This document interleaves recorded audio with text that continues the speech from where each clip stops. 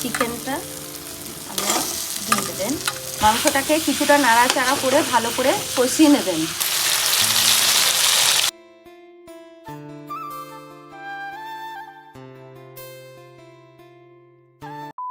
Hello বন্ধুরা, নমস্কার।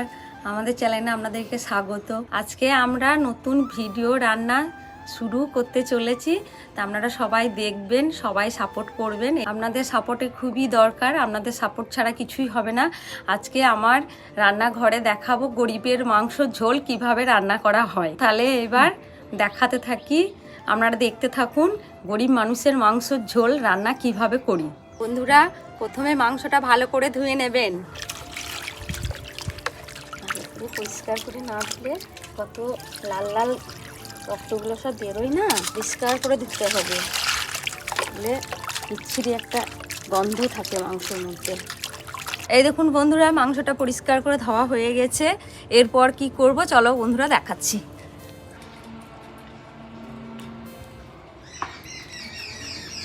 এবার যেটা করবেন, এই দেখুন কিছুটা আলু, কিছুটা টমেটো, কিছুটা পেঁয়াজ, কিছুটা ধনেপাতা কেটে রেখে নেবেন। এবার যেটা করবেন, গ্যাসটা ধরিয়ে কড়াইটা গরম হতে বসিয়ে দেবেন। আর কড়াইটা গরম হয়ে গেছে, এবার কিছুটা সর্ষে তেল দিয়ে দিতে হবে কড়াইয়ে। তারপর এই যে কেটে রাখা আলুগুলো তেলটা গরম হয়ে গেলে দিয়ে দিতে হবে, দিয়ে আলুগুলোকে ভেজে নিতে হবে। এই যে আলুটা যখন লাল লাল হয়ে যাবে তখন তুলে নেবেন। এই যে ভাজা হয়ে গেছে আলুটা, দেখতেই পাচ্ছেন আপনারা। আলু ভাজা হয়ে যাওয়ার পর কিছুটা লঙ্কা, কিছুটা রসুন, কিছুটা আদা নিয়ে পেস্ট করে নেবেন। এই যে দুটো একসঙ্গে অ্যাড করে বেটে নেবেন।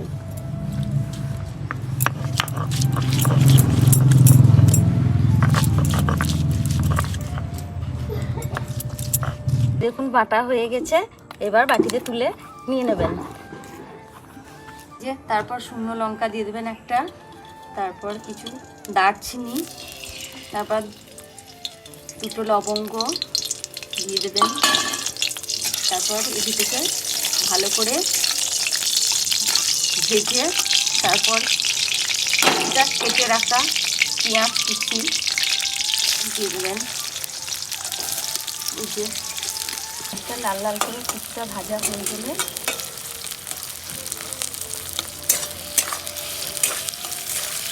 তারপর এই যে টমেটো কুচিয়ে রাখা কিছুটা টমেটো দিয়ে দেবেন।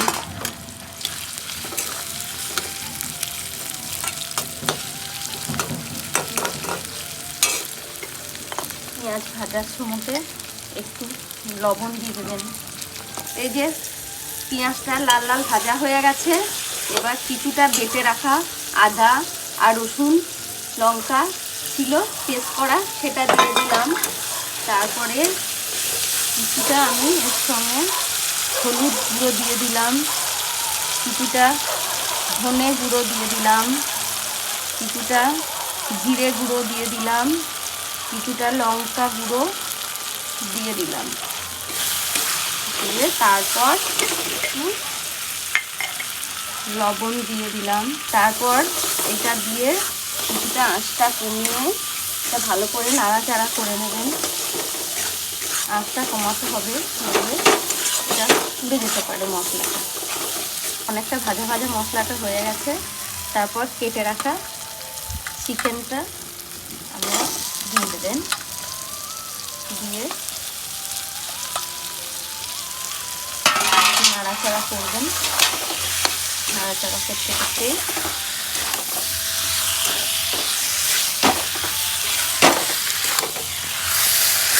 দেখতে পাচ্ছেন।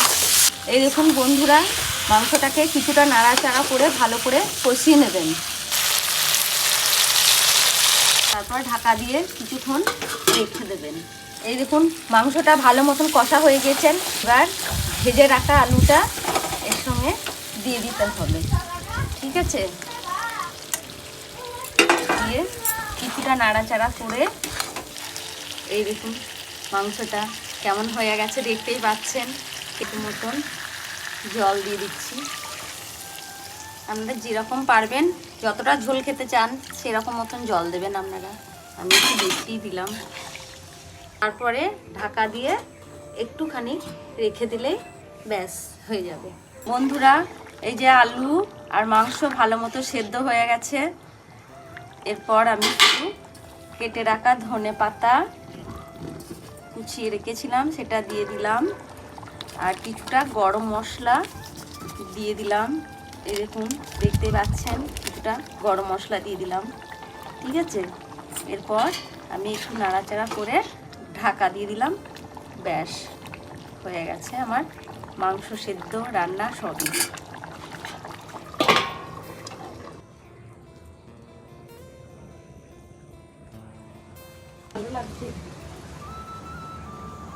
তো গাইজ মায়ের রান্না কমপ্লিট। তো এবার খেয়ে দেখি কেমন হয়েছে না হয়েছে, মাকে রিভিউ দিতে হবে তো।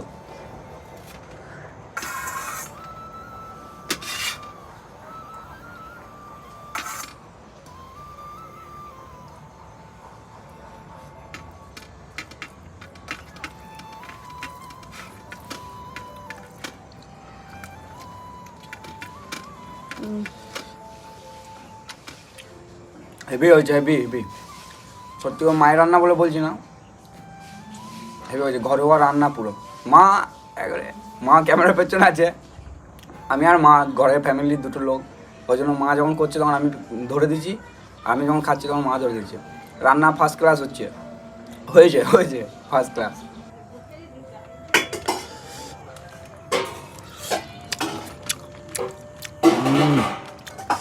অমাইক অমাইক।